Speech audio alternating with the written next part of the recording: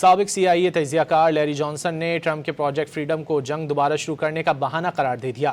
روسی میڈیا سے گفتگو میں کہا کہ پروجیکٹ فریڈم دراصل ٹرمپ کی طرف سے وار پاور ایکٹ کو بائی پاس کرنے کا ایک طریقہ ہو سکتا ہے۔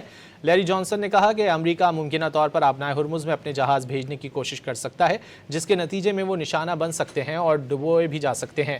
انہوں نے صورتحال مزید کشیدہ ہونے کا خدشہ ظاہر کرتے ہوئے کہا کہ امریکہ ایرانی جزیروں پر بھی مداخلت کر سکتا ہے۔ I think this is Trump's way to get around the War Powers Act. You remember he declared victory, the war was over on Friday. Now he's starting a new operation, Freedom.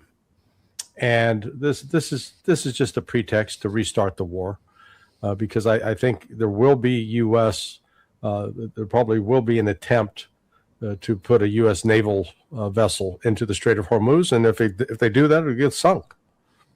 They may try to insert forces on Karg Island. I think this is Trump's way to get around the War Powers Act.